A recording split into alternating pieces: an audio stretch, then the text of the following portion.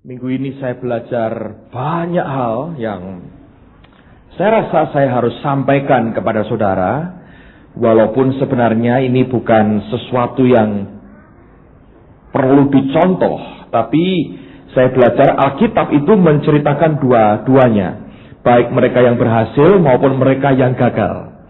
Nah, kalau saya cerita beberapa hal, saya tahu ini menyangkut akan manusia tertentu, pribadi tertentu yang saya tahu juga sebenarnya dia perlu diberitahu, tapi kadang-kadang sukar untuk diberitahu. Oke? Jadi saya ingin sampaikan apa yang saya pelajari dari Tuhan dalam 1 minggu terakhir ini, dan saya yakin bahwa ini merupakan hal yang penting sekali. Nah, sekarang buka dulu Amsal pasal 4.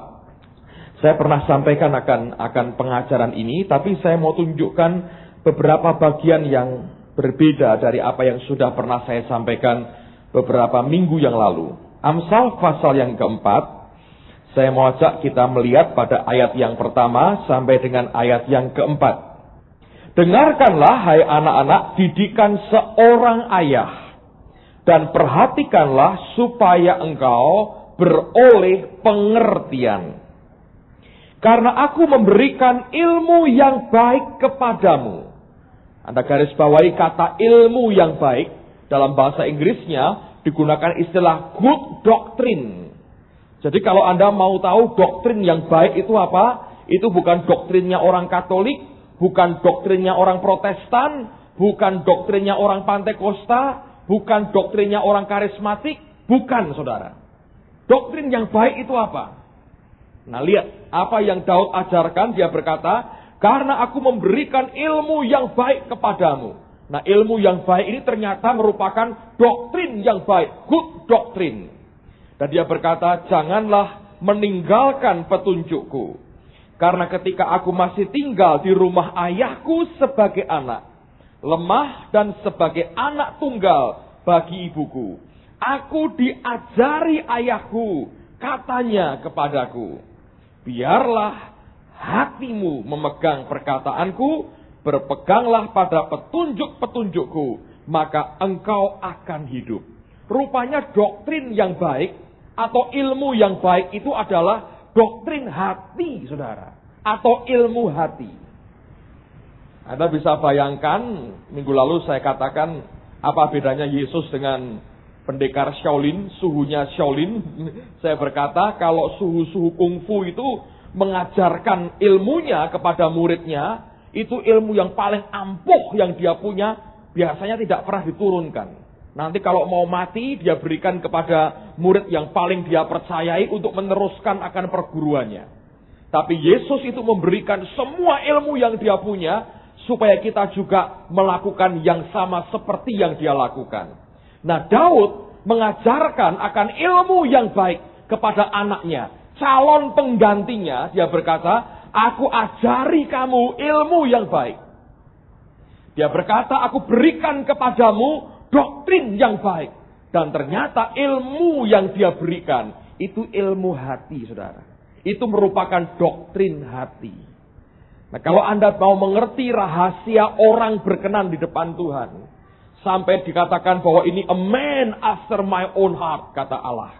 Tentang Daud dia berkata seperti itu. Rupanya orang semacam itu adalah orang yang punya ilmu hati, yang punya doktrin hati. Lalu kita lihat lagi pada ayat yang ke-20, dikatakan begini. Hai anakku, perhatikanlah perkataanku, arahkanlah telingamu kepada ucapanku. Janganlah semuanya itu menjauh dari matamu, simpanlah itu di lubuk hatimu. Saya pernah katakan, terjemahan yang lain berkata, learn it by heart. Belajar dengan hati. Kalau kita terima ilmu hati atau doktrin hati, maka yang belajar itu bukan otak kita. Yang belajar itu hati kita. Dia berkata, learn it by heart. Belajar dengan hati. Dan dia berkata, karena itulah yang menjadi kehidupan bagi mereka yang mendapatkannya, dan kesembuhan bagi seluruh tubuh mereka. Lalu ayat 23, jagalah hatimu dengan segala kewaspadaan, karena dari situlah terpancar kehidupan. Nah, dengerin baik-baik, saudara. tugas pokok kita sebetulnya adalah saudara harus mengerti segala sesuatu itu sumbernya di hati. Lalu kita harus belajar dengan menggunakan hati. Dan yang penting juga jagai akan hati kita. Pokoknya selama hatimu itu beres sebenarnya ya. Selama hati Anda dan saya itu lurus di depan Tuhan. Saya mau jamin saudara, semuanya diatur Tuhan, beres semuanya. Tapi kalau hati kita sudah mulai tidak beres, semuanya tidak beres. Nah, saya mau beri contoh kenyataan kesaksian hidup saya. Bahwa sebenarnya hati kita ini gampang sekali mengecoh kita dan gampang terkecoh. Makanya kita mesti mengerti hati kita ini harus dijaga. Saudara boleh tampil begitu mengherankan orang di depan, tapi Allah itu ngelihat hati soalnya. Nah itu gak bisa ditipu. Saya mau cerita begini ya. Pada waktu kita mulai pertama kali bergereja tahun 91. Sebenarnya itu merupakan tahun-tahun yang berat. Nah, saya baru baca satu artikel majalah. Di Argentina ada seorang hamba Tuhan bernama Carlos Fredson. Bukan Anaconda, Carlos Fredson. Claudio Fredson. Ini orang belajar dari Benny Hinn dan dipakai Tuhan seperti Benny Hinn sekarang. Orang berkata itu the smiling Benny Hinn katanya. Benny Hinn yang suka senyum karena Benny Hinn ngamuk terus kalau di panggung. Yang ini senyum terus saudara. Tapi urapannya mirip sekali. Karena bertahun-tahun ikut kemanapun Benny Hinn pergi. Claudio Fredson. Nah, orang berkata begini. Sekarang orang melihat si Claudio dalam pengurapan yang luar biasa. Orang tidak pernah mengerti bahwa ketika Tuhan suruh dia merintis gereja di Argentina. 7 tahun pertama, jemaatnya berapa saudara? 7. Oh hebat sekali. 7 gelintir orang, 7 tahun pertama. Jemaatnya 7. Nah itu yang orang tidak pernah tanya ke dia. Apa yang dia alami selama 7 tahun itu. Nah padahal disitulah sebenarnya Allah membentuk akan hatinya. Kelak-kelak semua itu adalah akibat saja dari apa yang dia alami selama 7 tahun. Nah saya ceritakan sedikit akan apa yang pernah saya pribadi alami. Waktu pertama kali merintis akan gereja ini. Sebenarnya dengan dipaksa Tuhan. Kita memulai JK Injil Kerajaan. Kalau nggak dipaksa, tidak berani saudara bergereja.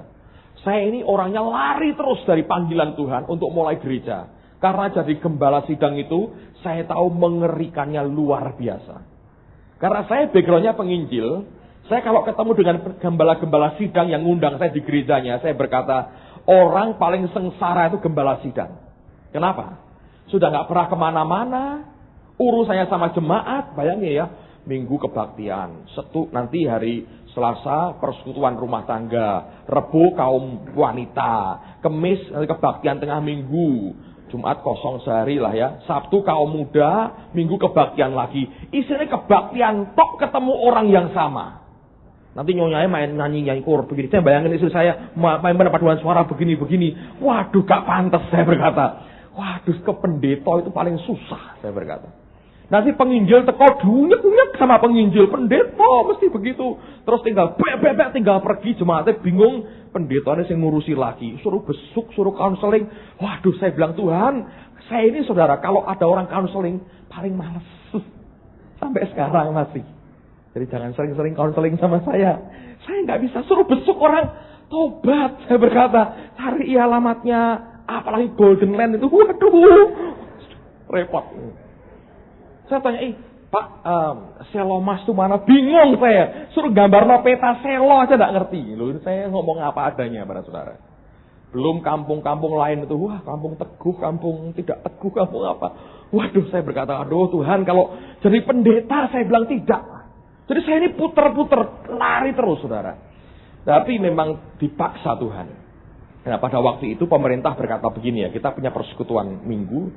Dan Departemen Agama berkata ini bubarkan, jadikan gereja. Jadi gak ada pilihan lain, terpaksa jadi gereja. Saudara. Jadi gereja, waduh sengsara betul.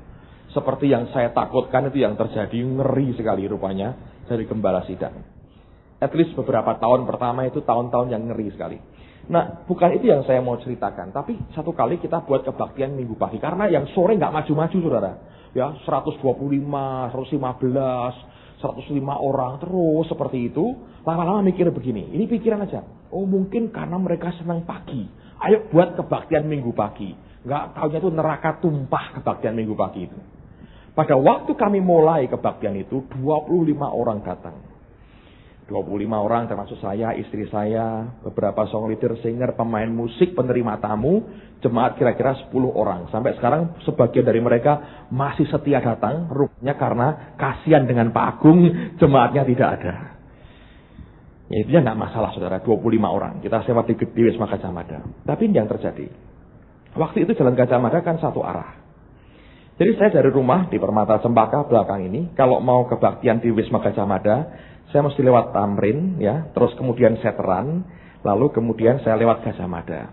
2 gereja harus saya lewati.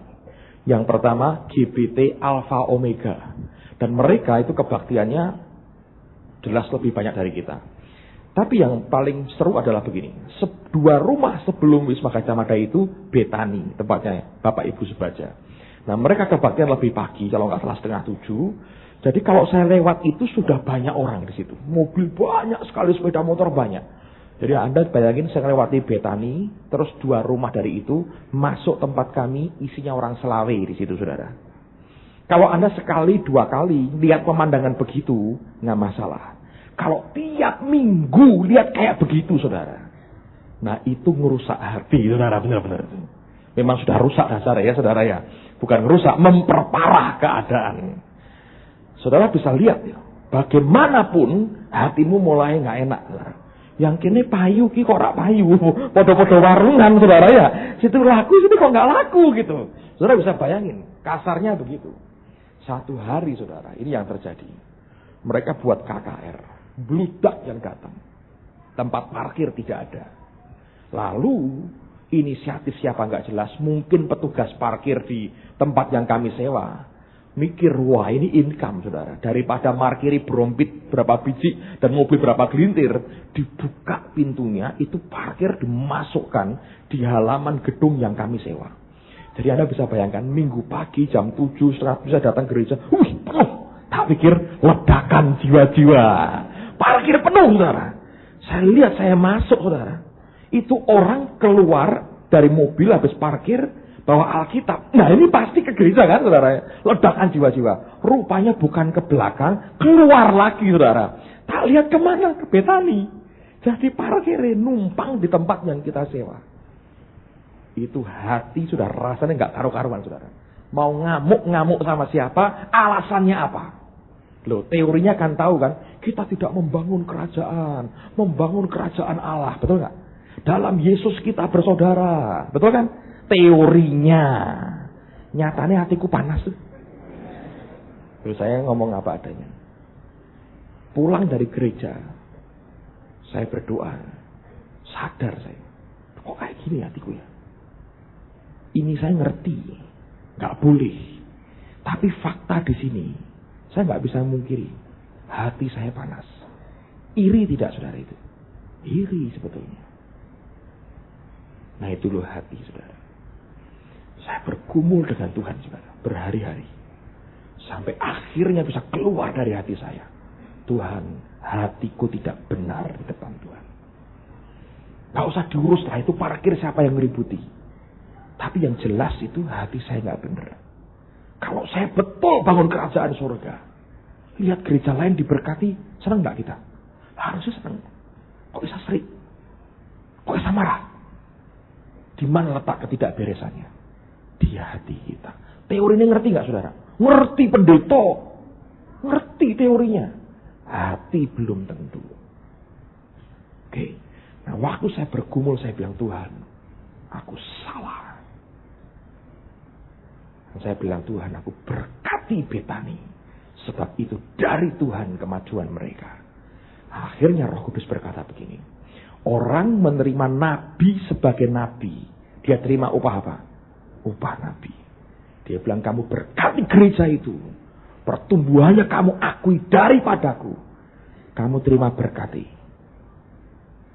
Kalau saya tidak breakthrough hari itu saudara. Dan tidak bisa berkata, luar biasa. Itu dari Tuhan. Tambahi berkatnya. Gak untuk gedung saat ini gede ini saudara. Ini kan berkatnya Betani sebenarnya. Gedung gede-gede saudara. Loh ya. Anda terima nabi. Sebagai nabi terima upah Nah, ada orang diberkati. Saudara serik, berkati orang itu nggak nempel ke saudara, mampir aja nggak bakal saudara. Tak beritahu. Jadi hidup bertetangga, berjemaat, MK dalam urusan apa? Jangan suka iri. Lihat orang diberkati, ikut senang saudara. Puji Tuhan, itu dari Tuhan. Tak terima kamu diberkati Tuhan. Nanti Anda terima berkati orang itu. Tahu-tahu Anda sugih podo bahkan lebih saudara. Nah sugih kok senang, amin. Ini masalah hati saudara. Betul saya bertahu. Jangan iri. Karena itu makanya ya Alkitab berkata jagai hatimu dengan segala kewaspadaan. Di situ tuh sumber kehidupan. Awalnya itu dari situ sebenarnya. Bisa nggak menjagai hati kita? Di tengah-tengah semua keadaan. Saudara bisnis, Yufang misalnya. Tonggono kapalnya akeh. Puji Tuhan. Tuhan tambahi berkati kapalnya tambah banyak. Mungkin kapalnya tambah banyak. Tapi nek, wah aku jelas itu kalau KKN itu begini. Mampet malahan berkati saudara. Amen. Nah ini yang Anda harus mengerti. Ini loh ilmu hati saya beritahu. Doktrin hati itu kayak begini. Saudara ketemu orang berhasil. Terutama di dalam Tuhan. Anda lihat orang berhasil. Jangan diiri saudara. Tempeli. Berkati terus. Syukuri, terima, cedai, gandeng. Nanti Anda ketularan. Tapi kalau hatimu mulai jahat. Ya karena ini, ya karena itu. Coba nggak begini, coba nggak begitu. Teori nih. Gitu. Nah kita ini cenderungnya apa? Selalu iri. Contoh begini. Misalnya ya. Victor misalnya. Dapat sepeda motor, kan beli sepeda motor. Kalau lihat Victor beli sepeda motor. Lalu wah puji Tuhan, kamu diberkati. Bagi aku. Itu mending saudara. Tapi kalau orang biasanya gini. Mana? Brompetnya mana? Oh jatuh ngelotok sidik. Lawang di belakang selebor ngelotok. Kok saya ngerti saudara. Saya didelok tuh ngelotok ECT itu. Bukan puji Tuhan kamu diberkati. Ya ki ngelotok. Itu kan hati Mary sebetulnya saudara. Ayo bener. Jujur apa adane. Saya digulai itu sing cacate. Oh bane kok agak benjol sidik ya. Wah sambo urusi bane.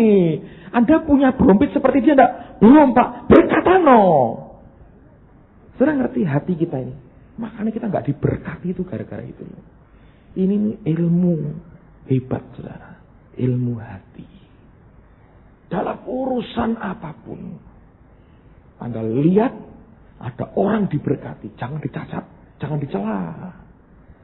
Tapi biasanya kalau manusia kan nggak begitu. Wah, sekolahnya pinter ya.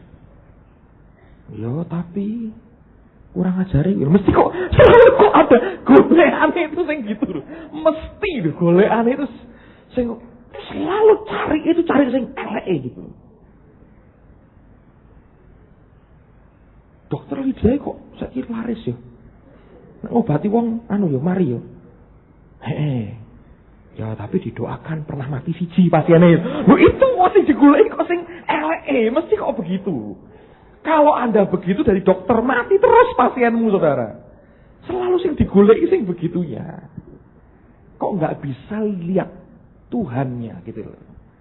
Terima nabi sebagai nabi. Anda terima apa? Upah nabi.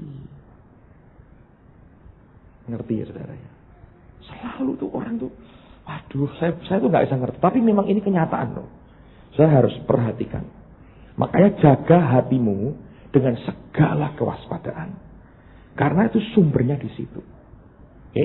Nah sekarang saya berikan beberapa ayat lagi. Ini saya cerita lagi pengalaman aneh lagi yang saya temukan dalam minggu ini. Saya belajar sesuatu yang menarik sekali. Kisah Rasul pasal 8. Saudara pasti sudah pernah bacakan ayat ini, tapi saya mau ulang buat saudara. Kisah Rasul pasal yang ke-8. Nah lihat mulai ayat yang ke-18.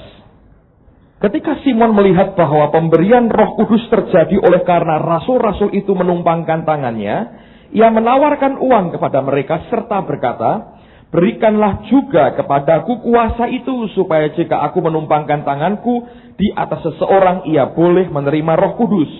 Tetapi Petrus berkata kepadanya, binasalah kiranya uangmu itu bersama dengan engkau, karena engkau menyangka bahwa engkau dapat membeli karunia Allah dengan uang.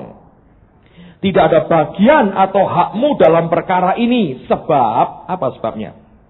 Hatimu tidak lurus di hadapan Allah. Jadi kalau hatimu tidak lurus, saudara, Anda boleh punya semua yang dari Tuhan tidak akan diberikan kepada saudara. Nah, ini saya belajar banyak dari ini. Jadi bertobatlah dari kejahatanmu ini dan berdoalah kepada Tuhan supaya Ia mengampuni niat hatimu ini, sebab kulihat bahwa apa? Hatimu telah seperti empedu yang pahit dan terjerat dalam kejahatan. Jadi hati itu bisa tidak lurus, bengkok. Yang kedua bisa pahit. Yang ketiga bisa terjerat dalam kejahatan. Padahal ini orang Kristen. Simon ini bertobat lewat penginjil namanya Filipus. Lahir baru pasti. Jaminan, saudara. Tapi hati itu tetap lain. Saudara harus menjagai. Nah, saya ini ketemu orang, saudara.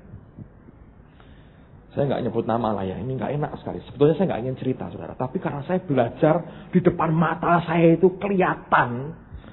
Jadi saya berdoa, Tuhan boleh nggak aku ini ngajarkan ke jemaat ini. Dan Tuhan berkata sampaikan. Saya nggak perlu nyebut nama, tidak usah tanya siapa. Pokoknya ada yang tahu, ada yang tidak. Yang tidak tahu, puji Tuhan lebih baik buat saudara. Ini ada orang aneh. Menurut saya ini, kalau saya sebut Mister Sial, ya boleh juga saudara ya. Tapi kan nggak enak ya sebutan itu. Ini gini ceritanya saudara. Satu kali ada seorang bapak datang ngomong kepada saya begini. Kamu tahu nggak si A itu? Oh iya, saya kenal. Aneh ya, dia bilang. Saya ini 3 kali dalam hidup saya ini punya keinginan memberkati dia. Ya. Tapi lucu. Saya kasih dalam jumlah besar. Itu jutaan, saudara. Sudah tak amplopi. Tak lem amplopnya. Ya toh?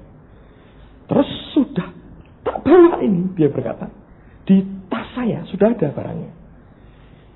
Sudah ketemu dia, tinggal kurang setengah meter ini pindah, transfer, saudara. Uang tiao ini pindah. Waktu ketemu dia, keinginan itu hilang. Jadi, gak usah habis. Dan itu uang bukan saya bawa pulang loh, dia bilang. Nanti itu bisa tak kasihkan orang lain. Dan dia bilang bukan cuma sekali, 3 kali. Jadi saya sudah mau tak kasih lagi. Rasanya kok enggak ya? Hilang tuh keinginan memberinya. Terus ya sudah, bawa pulang, dibagi ke orang lain lagi. Ada orang kedua ngomong yang sama tentang si A ini. Tidak sudah mau dikasih. Enggak jadilah. Bawa pulang lagi. Bagi ke orang lain lagi. Itu kan sial-sialnya orang kalau boleh kata sial, saudara. Nah, tak hitung mungkin bisa jutaan, belasan juta.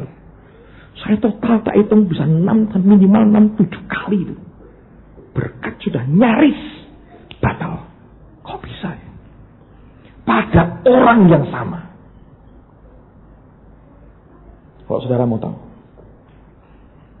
Dan orangnya tidak tahu sampai sekarang. Saya ngerti. Karena dua belah pihak ini ceritanya ke saya, dua-duanya. Tapi yang bersangkutan tidak tahu. Saya mau beritahu, Tuhan bilang jangan. Kamu nanti sambar petir keluar dari mulutnya jebier. Dianggap kamu ini menghina dia. Tapi itu fakta, saudara. Nah, saya ngerti kan 2 cerita itu. Nah, suatu hari saya ketemu orang ini lagi bincang-bincang dengan seseorang. Seseorang yang minta tolong dia sesuatu yang sebetulnya sampel dan dia bisa tolong. Dari cara jawabnya itu, saya heran. Loh, pertolongan yang seketika dia bisa berikan. Dan itu hal yang baik. Bukan minta uang, bukan minta apa. Barang sampel aja. Diputer-puter dengan birokrasi yang tidak ada sebetulnya. Sampai akhirnya ini orang pulang itu dengar-dengar lemes. Terakhir mau pulang, ini orang ini ngomong gini. Ya Pak, lain kali saya tak berkunjung lagi. Untuk apa? Katanya gitu. Saya bisa bayangin. Itu orang ditolak kayak begitu. Sesuatu yang dia bisa tolong. Nah, waktu di depan mata saya terjadi peristiwa itu. Terus ingat saya 2 cerita ini tadi, saudara. Saya bilang, hatimu nak sama orang muter-muter gitu. Tuhan berkati ya muter-muter. Orang tekan-tekan. Detik itu saya ngerti. Hatimu kayak ngono. Itu kok masih seperti 10 tahun lalu ini. Hatinya. Tuh, saudara, ngerti? Jadi kalau hatimu tidak lurus dengan Tuhan, bulat terus gitu, tak jamin, saudara. Tuhan yang melu sepur-sepuran gitu, lolonan gitu, saudara. Main siksak, dia ikut siksak, dia lebih hebat siksaknya. Siut, tidak pernah tipu, saudara. Ayo diajak terus siksak. Lah berkat disiksa kecer-kecer entek, saudaraku, tekan wayai habis, saudara. Nah, itu yang terjadi. Coba tuh belajar doktrin hati ini, saudara.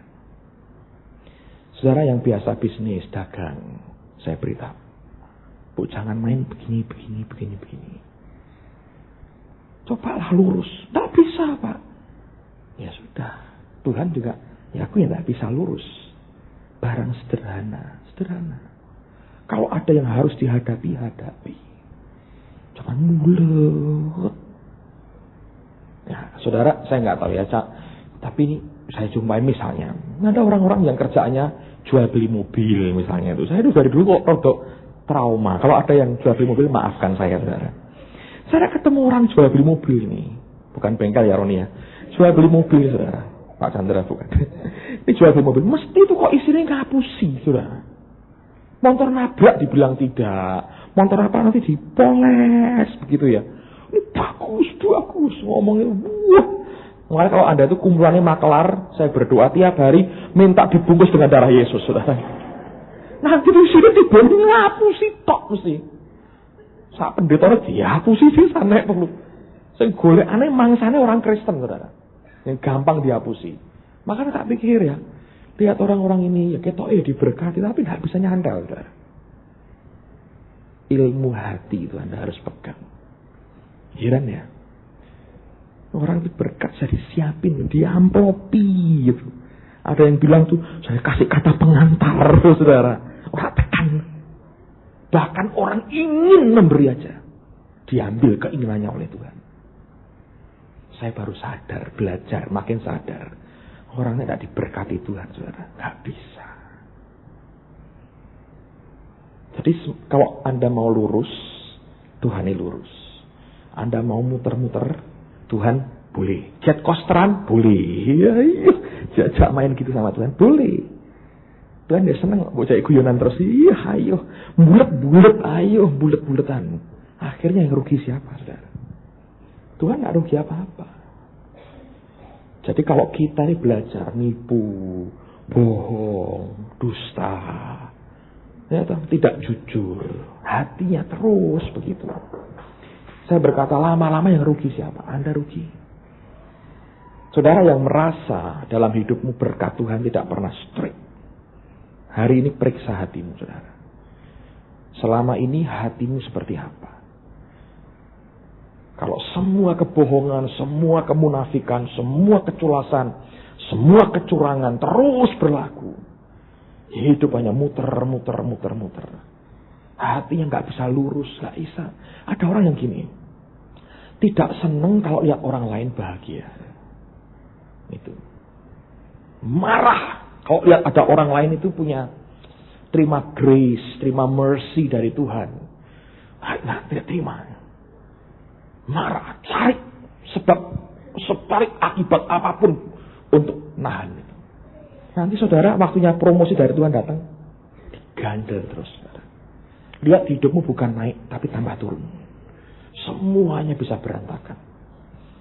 Jadi saya berdoa, ayo belajar masalah doktrin hati ini. Yang paling enak itu lurus-lurusan. Saya pernah sampaikan doa orang yang tulus itu yang berkenan di hadapan Tuhan. Amen, saudaraku. Nah, itu penting. Masalah hati ini kalau tidak ditanggulangi, kita repot. Dan Allah serius loh soal ini. Lihat soal Raja Saul, saudara. Sebelum diurapi jadi raja, Alkitab berkata apa? Maka Allah mengubah hatinya menjadi apa? Lain. Sudah dirubah jadi lain, balik lagi dia hatinya. Tolak oleh Tuhan. Lalu ketika Tuhan cari Daud, diurapi jadi raja, Samuel kan keliru. Dipikir kakak-kakaknya ini. Tuhan berkata, manusia melihat apa yang dilihat oleh mata. Tapi aku melihat apa? Hati. Saul dipilih, hatinya gak benar. Beresi hatinya, jadikan raja. Gak beres hatinya, jatuh. Tuhan cari pengganti. Dia cari yang hatinya beres di depan Tuhan. Anda mau diberkati, simple, saudara. Hatimu lurus di depan Tuhan. Sudah itu aja. Nah, Anda mau main lurus dengan Tuhan, beres. Orang dunia berkata apa? Wah, kalau tidak ngidan orang keduman. Ya ngidan loh, saudara. Nanti berkatnya ngidan juga. Semua orang malah mau. Diajak isi-isian berkat, repot, saudara. Jadi saya berkata ya, ini masalah simple. Kalau ada orang berkata, Pak, aku susah diberkati. Hatimu gak beres mesti. Sudah, mesti tidak jujur, tidak murni, tidak tulus. Ubat-ubet bingung ngarepe dhewe. Nah, ini yang membuat berkat tidak bisa turun dalam hidup kita dengan cepat. Oke? Nah, ada contoh lagi yang saya ingin bacakan buat Anda, ini penting sekali. Coba buka sekarang dalam Mazmur 91. Mazmur 91, lihat ayat 14. Alkitab berkata begini, sungguh hatinya melekat kepadaku, maka aku akan meluputkannya. Aku akan membentenginya, sebab ia mengenal namaku. Bila ia berseru kepadaku, aku akan menjawab. Aku akan menyertai dia dalam kesesakan. Aku akan meluputkannya dan memuliakannya. Dengan panjang umur akan kukenyangkan dia, dan akan kuperlihatkan kepadanya keselamatan daripadaku. Hebat tak? Kalau hatimu melekat saja ke Tuhan, saudara. Sudah, nggak usah yang lain-lain. Melekat hatimu ke dia. Saudara menikmati banyak hal yang luar biasa dari Tuhan. Sekali lagi, saudara. Semua itu masalah hati aja. Gampang sebenarnya. Ada orang yang sukanya nipu terus. Yang ditipu malah keluarganya sendiri. Ya, temannya Victor itu. Nipu terus. Yang ditipu sih orang tuanya Dewi, saudara. Heran. Kebanggaan ini bisa nipu orang tua. Saya berkata ya, kalau terus seperti itu, kapan berkat akan dicurahkan? Mari belajar jujur, saudara. Dengan Tuhan Anda jujur, dengan yang lain Anda hidup lurus. Semakin kita cari jalan keluar terus untuk keruwetan hidupmu, semakin panjang jalannya. Semakin kau berani lurus apa adanya, saudara akan makin diberkati. Saya ingat satu orang bapak datang ke rumah saya beberapa waktu yang lalu. Dia nangis-nangis karena dikejar-kejar tukang tagih hutang. Bawa tukang pukul sudah mau dihantam dia. Dan nangis-nangis ke rumah saya. Dia bilang, Pak, apa yang harus saya buat? Saya berkata begini, datangi orang yang kamu utang. Berikan dirimu, serahkan berkata apa adanya. Dia bilang, Pak, saya pasti dihajar habis. Belum tentu. Kamu datang dengan ketulusan lebih baik daripada kamu cari selamat muter. Nggak ada gunanya. Dia turuti apa yang saya katakan, saudara. Karena saya tahu dari Tuhan itu. Ketika didatangi orangnya, dia berkata apa? Ya sudah, kalau kamu memang belum bisa. Nanti kalau sudah bisa aja kamu bayar. Selesai. Tiba-tiba dia diberkati Tuhan dan dia bayar orang itu, dilunasi semua. Saya berkata, kamu makin lari terus. Kamu berkata, orang itu akan makin marah. Dan kamu akan dihabisi orang itu. Tapi kalau kamu mau lurus, luar biasa. Beres semuanya. Saya masih ingat teman saya. Dia hamba Tuhan, pintar sekali orangnya. Dan main politiknya pintar sekali. Tapi dia dengan saya tidak pernah main politik, saudara.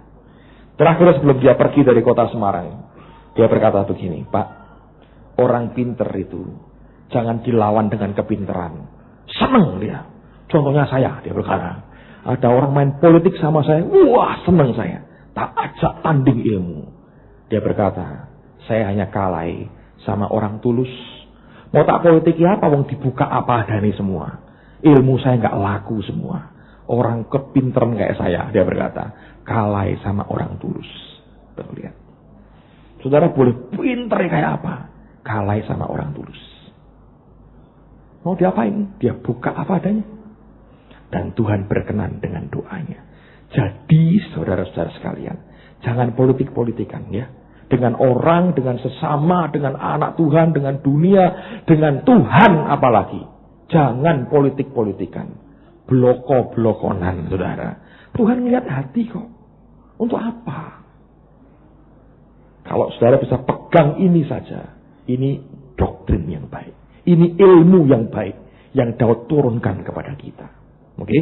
Nah sekarang mari kita lihat Kisah Rasul pasal 4. Saya baca bukunya John Bevere satu kali.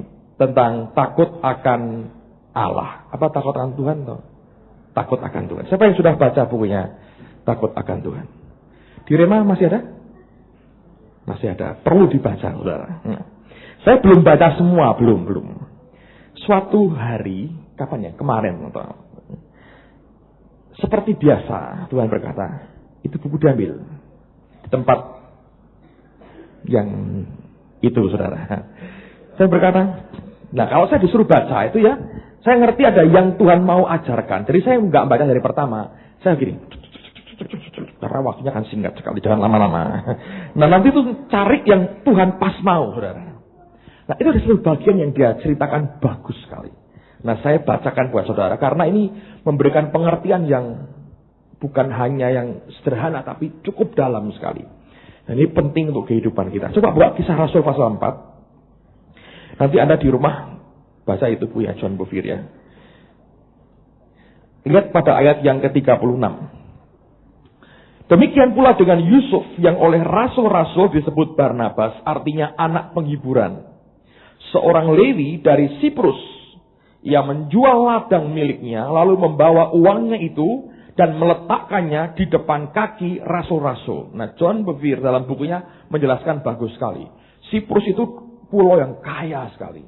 Hasilnya banyak. Nah, kalau orang ini sampai punya ladang di sana, ini pasti ladangnya kaya dan value-nya, nilainya itu tinggi sekali.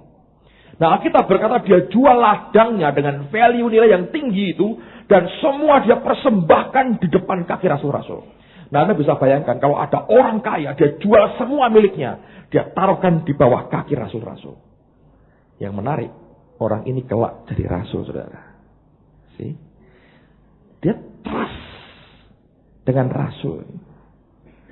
Dan dia berkati, dia akui terima rasul sebagai rasul. Dia jadi rasul. Jangan lupa yang mengangkat Paulus orang ini, saudara. Oke? Nah, lalu yang menarik, pada pasal yang kelima ada peristiwa yaitu Ananias dan Safira. Anda tahu ceritanya. Nah, dalam bahasa Inggrisnya beberapa translation kata pertama itu bukan ada seorang lain, tapi dikatakan tetapi ada orang lain. Nah, John Bevere mengatakan kata tetapi itu berarti berkaitan dengan peristiwa sebelumnya. Nah, dia menggambarkan bagus sekali. Dia berkata begini. Jadi ini si Barnabas ini memberikan semua yang dia punya. Nah ingat, orang ini sebelum memberi pun dijuluki anak penghiburan. Rasul-rasulnya pun dia, ini anak penghiburan. Anak yang menguatkan. Dari hidupnya, itu memberikan penghiburan, kekuatan, dorongan kepada yang lain. Makanya oleh para rasul diganti namanya. Kamu Barnabas. Jadi, dari cara hidupnya saja sudah ketahuan, dia memberikan semua yang dia punya. Karena itu memang wataknya. Dan itu tingkatan rohnya nyampe. Dia berikan semua yang dia punya. Nah, Anda bisa bayangkan kalau ada orang tiba-tiba di depan publik memberikan kekayaan begitu banyak, semua yang dia berikan. Orang berkata, wah, luar biasa. Betul nggak, saudara? Nah, pujian dari orang itu kan semua orang tahu. Wah, ini Barnabas ini. Sugih tapi berani memberikan yang terbaik buat Tuhan. Semua dia beri. Lalu Ananias dan Safira juga rupanya cukup mampu, orang kaya, saudara. Dia dengar begitu, dia ingin ikut-ikutan. Oke. Boleh tidak ngikuti contoh yang baik? Boleh, saudara. Tapi rupanya yang dia ingini bukan level rohaninya, tapi pujian dari orang lain. Tapi sebetulnya hatinya nyampe tidak memberikan semua. Belum nyampe, saudara. Oke? Tidak semua orang bisa punya quality seperti Barnabas. Dia punya banyak, dia jual semua, dia berikan semuanya. Nah, Ananias dan Safira kepingin pujian yang sama. Tapi hatinya, rohnya belum sampai ke levelnya Barnabas. Nah, apa yang mereka buat? Dimanipulasi, saudara. Bukannya dia berkata, ini sebagian aku beri.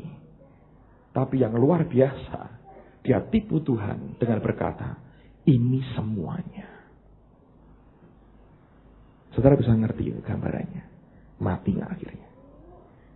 Nah, ini pelajaran penting buat kita. Dengar baik-baik, saudara. Saya belajar sesuatu menarik sekali.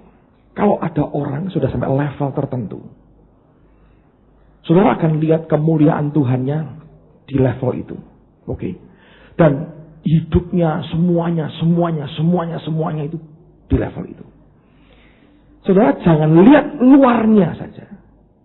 Tapi coba dicek dalamnya. Sampai di mana. Jangan hanya ikuti luarnya. Supaya kelihatan sama dengan orang itu. Gak ada gunanya, saudara. Ada orang sampai di level tertentu. Orang berkata, wah aku juga bisa kayak dia. Kalau engkau memang rohmu belum nyampe ke situ.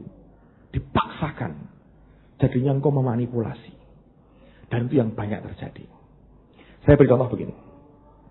Beberapa tahun lalu Pak Yusak itu diajari Tuhan. Doa begini. Paksakanlah kehendakmu kepadaku. Oke. Siapa yang pernah ikut doa begitu? Jujur aja angkat tangan gitu. Paksakanlah. Bagus. Anda lebih hebat dari saya. Terus terang saya baru 2 minggu lalu berani doa begitu. Sebab saya ngerti konsekuensinya, saudara. Saya kan kenal Tuhan dalam batasan tertentu, oke. Saya sembahyang itu tidak berani. Loh, saya jujur apa adanya. Saya ngomong Pak Yusak terus terang. Om, aku gak wani doa kayak kowe. Sebab saya berkata, saya belum nyampe ke situ. Memang itu doa ideal. Paksa aku Tuhan. Tapi saya bilang, loro dipaksa-paksa. Ya, lebih baik kita salaman rundingan aja lah, saya berkata. Baik-baiklah. Jangan paksa-paksa lah, rundingan baik-baik. Kita tawar-menawar lah. Kalau gagal ya oke lah saya ikut. Tapi kita rundingan aja lah baik-baik. Saya terus terang, saudara, jujur. Dengar begitu saya berkata, bagus itu doa. Tapi tidak berani saya. Tapi tidak rohani Pak, ya terserah. Saya hanya mau tumbuh di level saya, saudara. Oke. Karena dulu pernah terjadi begini. Ada orang berkata, siapa yang menjadi nabi? Semua angkatkan. Menjadi nabi. Saya bilang, oh, orang ngerti bayar dari nabi. Jadi semua karena keinginan kan teriak begitu. Nah, waktu saya dengar begitu, saya bilang, Tuhan, aku ngerti itu baik. Hambamu Yusak bu ajari, levelnya dia segitu, aku sakmene. Kalau aku ikut dia, mecedel saya, saudara. Jadi, apa yang saya buat? Kita nggak usah paksa-paksaan Tuhan ya. Kita rundingan aja, saya berkata. Diskusi, rapat, saya berkata. Jujur saya berkata, saudara. Apa adanya. Lalu, tapi kan orang tumbuh, saudara. Butuh waktu beberapa tahun terus terang. Untuk saya bisa tumbuh. Saya belajar sesuatu. Saya mulai belajar, oh Tuhan seperti ini. Oh ya, saya kenal dia. Saya nggak curiga dengan dia. Butuh waktu, saudara. Saya ngomong terus terang, Pak Yusak. Saya nggak bisa doa itu. Baru tadi malam saya bilang, enggak tadi pagi saya bilang. Pertama kali dalam hidup saya bilang, baik Tuhan. Paksa sekarang. Ngerti, saudara? Itu kayak orang disuntik. Siap, suntik, ya. Selesai. Banyak orang suntik tenan. Belum nyedak. Lah itu piye to? Jaluk dewi. Jangan munafik. Tuhan ngerti kok saudara. Ngerti. Saudara saya tekan. Karena itu saudara, saya berkata, saudara satu kali harus sampai ke doa itu. Sebab rupanya kalau tidak, kita nggak akan sampai kepada yang Tuhan rencanakan buat hidup kita. Nggak bisa. Dan ini yang saya mau katakan. Jangan hidup dari kemunafikan hati. Ini ilmu yang baik. Saya tahu beberapa orang berdoa begitu. Di beberapa tempat. Saya nggak tahu juga. Di sini cukup banyak juga yang berdoa. Puji Tuhan. Jangan dicabut, saudara. Lakoni. Bagus itu. Teret-teret. Saya BB jalan 5 kilo. Ayo B. 5 kilo. Sepatunya jebol semua. Orang toko anyar. Melaku 5 kilo. Nah, belum siap. Kalau saya nggak mau gitu. Tuhan aku masih 2 tahun nih misalnya. 5 kilo nak. Jangan gendong Tuhan. 5 kilo boleh. Tapi rundingnya rakwat gendong. Gendong. Makanya enteng sudah. Anda harus kenal Tuhan. Jangan main kotok-kotokan kayak gitu. Ngerti saudara? Saya belajar ya. Banyak energi terbuang sia-sia. Karena kurang understanding. Dan kurang pengenalan akan Tuhan. Makanya kalau kita ngerti kenal dia. Ngerti firman. Jujur dengan Tuhan. Gak apa-apa. Belum tekan bilang Tuhan aku belum tekan. Bawa aku cara Nabi. Nanti sampai level tertentu. Dia berkata, lihat ada pilihan lain. Kamu sudah ngerti, siap, bawa. Paksa sama dia. Yesus saudara. Yesus. Itu di Markus pasal 1 ya. Ketika dia dibawa ke padang gurun. Kita berkata. And the Holy Spirit from within drove him to the wilderness. Itu dipaksa. Anda tahu? Itu pertama kali kata roh Allah dorong dia. Paksa. Kemana? Padang gurun. Hadapan setan. Itu umurnya sudah 30. 12 tahun sudah hikmatnya luar biasa. Dari kecil ditrain Roh Kudus. Umur 30 tahun mesti tekan. Dipaksa. Nanti baru yang lain-lain dia bisa ngomong. Hebat. Saya hanya mau saudara mengerti betul. Jujur lebih baik daripada sok hebat. Dilakoni Tuhan. Nangis kejer. Kesel. Ngejaluk. Mau digendong. Iblis berkata, ojo lo Tuhan. Kau tidak pernah, kau harus konsekuen lo. Jaluk dulu lo. Terus melaku 5 kilo. Sekilo nangis. Jaluk itu terus. Tiap hari pareman saudara. Pijetan kerian. Itu loh akibatnya. Wes Pak saya tidak pernah mau doa begitu. Ya gak bisa saudara. Ujung-ujungnya harus ke situ sih. Nanti saudara dibuat cepat oleh Tuhan. Kalau enggak nutup. Tidak sampai seperti yang Tuhan inginkan. Dan itu bahaya sekali. Amen saudara. Sudah ngerti? Yang sudah berdoa, puji Tuhan. Anda kan enak kirut-kirut. Nikmati. Makanya saya lebih santai kan. Enak, tenang. Tenang, relax. Sebab saya belajar levelku aja. Tapi tidak malas saudara. Nggak malas berat. Lalu dibawa Tuhan. Wah Anda menikmati dia. Luar biasa. Oke? Ayat yang terakhir. Nyesel gak doa gitu? Tidak saudara ya. Gak boleh dong doa kok nyesel lu bagaimana. Sekarang Amsal pasal yang ke-69. Oh tidak ada ya. Mazmur maksud saya. Bagus sekali ini. Mazmur 69.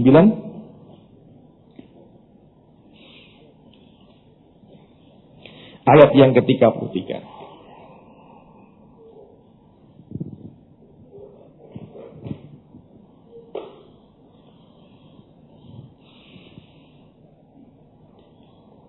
Kita akan baca sama-sama kan ayat ini. Mazmur 69 ayat yang ke-33. 2, 3. Lihatlah hai orang-orang yang rendah hati dan bersukacitalah. Kamu yang mencari Allah, biarlah hatimu hidup kembali. Kalau Anda cari Tuhan, hatimu tetap hidup saudara. Saudara sudah lemas dengan segala pergumulan, cari Tuhan. Kamu yang mencari Allah, biarlah hatimu hidup kembali. Saudara akan menikmati dia, saudara akan belajar, dan saudara akan tahu bahwa semua itu sungguh-sungguh dari dia. Yang penting hari ini saya mau katakan, belajar doktrin yang baik. Ilmu yang baik, itu doktrin hati dan ilmu hati. Saya merasa bangga dengan doa Anda. Saya berkata, bagus saudara, bagus apa-apa. Belajar, dikebut saudara. Sampai nanti Anda bisa menikmati pemaksaan Tuhan atas kehidupan kita. Amen. Enak dipaksa Tuhan. Saya berdoa kita akan tumbuh. Dan saudara dan saya mesti tumbuh dalam anugerahnya. Minggu ini Ibu Elizabeth akan memberkati kita ya. Anda tahu Bu Elizabeth. Dan tanggal 1 dan 2 ya, ada, berarti Kamis depan ya. Kamis depan Pak Yusak akan di tengah-tengah kita ada kebaktian doa. Nah, minta diajari dipaksa-paksa begitu, saudara. Nah, saudara belajar. Sebab benih yang bagus. Anda belajar kayak begitu. Nah, saya ini orangnya mau belajar. Pokoknya Tuhan setingkat yang Tuhan sudah bawa aja. Ya, saudara boleh, Pak saya mau ngebuk Pak. Ya boleh, ya tadi doa kayak gitu tuh. 12 saudara. Oke, kalau begitu saudara akan bisa menikmati anugerah Tuhan. Nah, kalau Anda hatimu tidak beres, masih lurus, tidak lurus dan bengkok-bengkok, berat. Nah, banyak orang Kristen itu tidak nyadari akan akar permasalahannya. Kalau Anda tetap tidak nyadari bahwa semua sumbernya di hati, lama-lama saudara akan setuju dengan iklannya rokok Sampurna. Gambarnya monyet, susah jadi manusia katanya. Jangan saudara, tidak susah. Kita bukan keturunan monyet, kita anak-anak Tuhan. Amen. Ayo kita berdiri sama-sama.